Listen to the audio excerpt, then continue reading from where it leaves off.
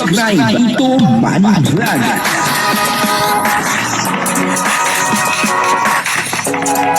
Payagan po si Tito Manny Vlog na mag-reactor para pambiling gamot sa kanya pong karamdaman.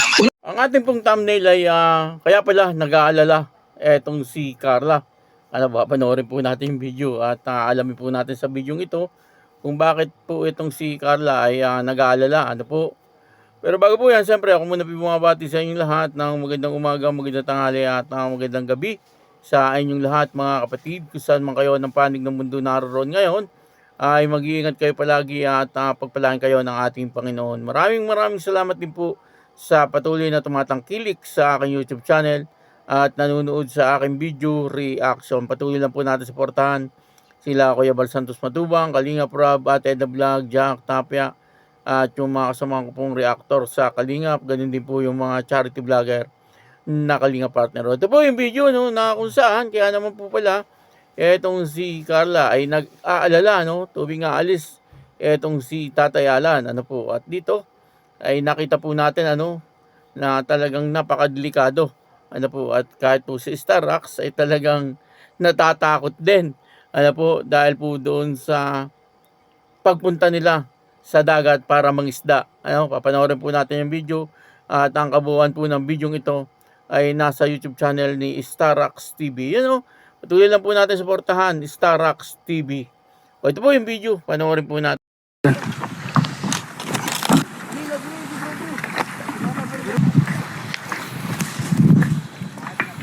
Alan. Matibaw! Sama ka! Oh.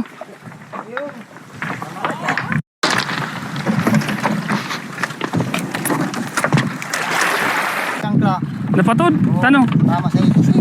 Ay, pambihira. Mabayad nga ni. Mabayad? Oo, pinalagot ko. Mabayad? Oo.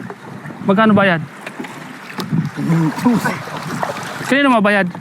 Ha? Kanino mabayad? Nabayaw ko. Magano?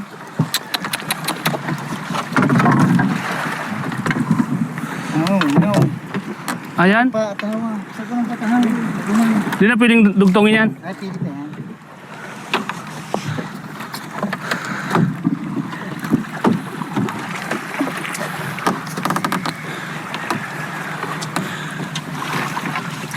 Kailangan pala ingatan pag nasa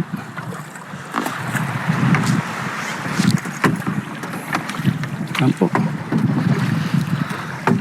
Subukan ulit natin sumama kay Tatay Alan. Matulong tayo Mabatunong. ayun, sakto may mga uli yan. Malayo yung kanya? Malayo yung lumbat nyo? Ayaw. Kulasi. Sa Kulasi?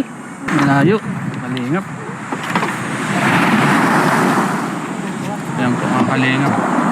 Ayan po mga kalingap. Ano po kami? Daw po tabi. Yun.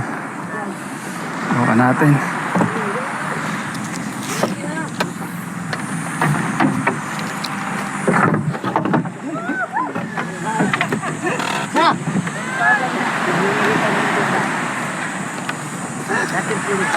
Di kaya? Di kaya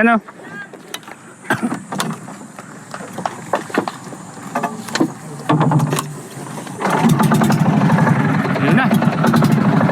Let's go. Takot po. Malakas ang alon. Malakas yung hagos ng tubig. So yung anak po ni Tatay Alan sanay na sanay. At yung kapatid Julia.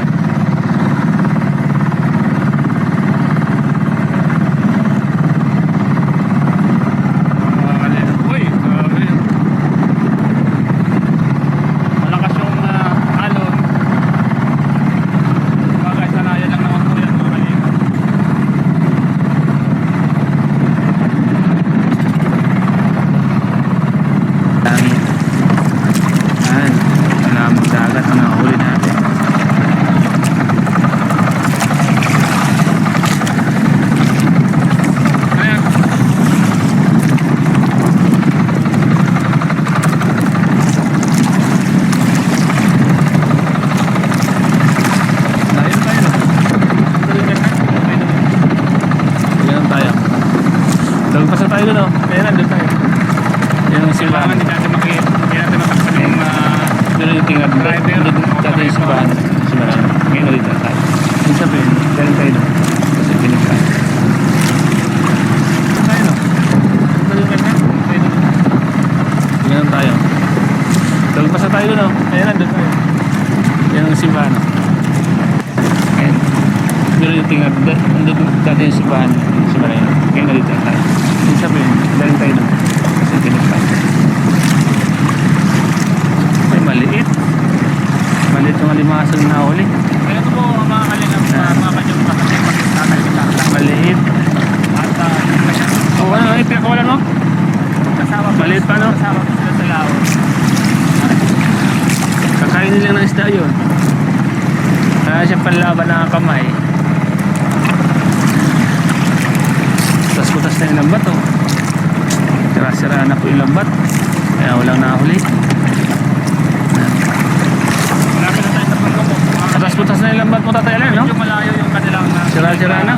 pinangingisda sa Alimasag. sa malapit. Medyo wala na Ilang oras sa yung lambat na yan? huli. Tao naman? Tao na yun sa'yo? Yung mga isda. Ayun po na po ay alimasag. Bago pa lang yan? Ngayon natin makikita Sabi, ano? gaano Kailangan baguhin mo na yan, ano? Para sunod pag puro na yan, may mahuli. Yan, sira-sira na. Oh, butas-butas na.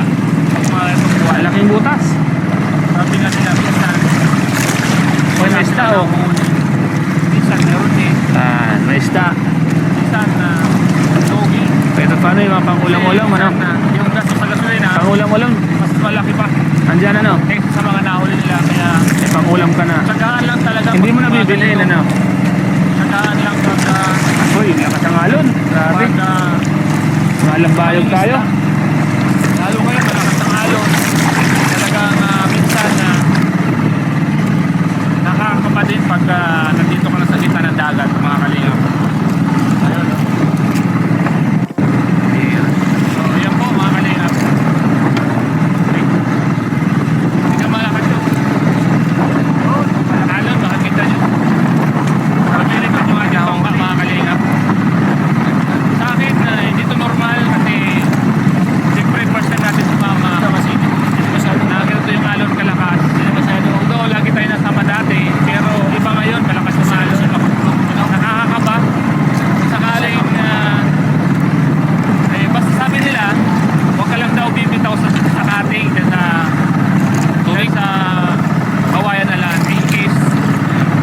Pero yung kapatid ni Carla sanay na sanay at yung kapatid ni Julia na nalipak natin. Ipakpak ano, medyo malayo pa yung pupunta natin. May ipakpak. Siguro maghapon dito sa dagat. Yan, malaki. Makita nyo, malakas ng alon. Malakas ng duyan ng alon sa bangka. Makikita natin yung hangin talaga. Uy, pa. Malakas yung hangin sa gitna ng dagat. Pagkasit pa, no? Balik tao. Sige.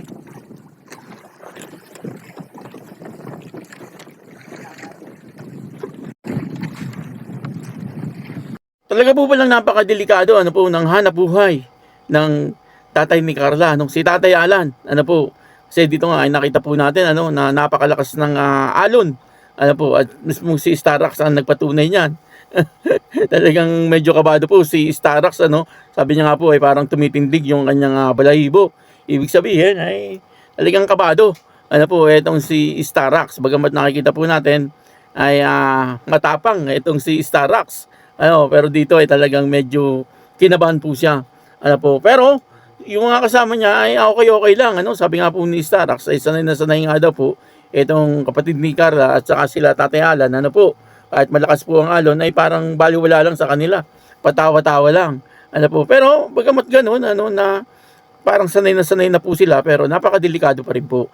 Ganun na malakas po ang alon, sana ay wag na pong pumunta ng dagat etong sila Tatay Alan. Ano po, kasi siyempre mas importante po yung buhay ng tao kaysa doon sa kikitain nila.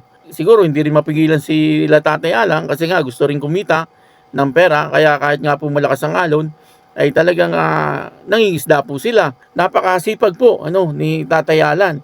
Kasi kahit na nga po may paparating na bagyo, ay naandun pa rin po na tuloy-tuloy po siya sa paghahanap buhay. Minsan naalala ko parang may nambabaski. Yung nambabaski Carla, sabi daw po tama daw po si Tatay Alan at wala naman daw pong ginagawa. Yan po ang patunay na talagang si Tatay Alan ay patuloy sa paghahanap buhay. Hindi po umaasa sa mga bigay-bigay. Kaya yun, maraming salamat po sa inyong lahat. At dito nga po nakita natin na talagang napakasipag ng tatay ni Carla. At deserve naman po nila na sila po ay talagang mapagawa ng bahay at makatanggap ng maraming biyaya. Maraming salamat po sa inyong lahat. At ako po si Tito Manny Vlog na nagsasabing God bless you all. Diyos mabalos.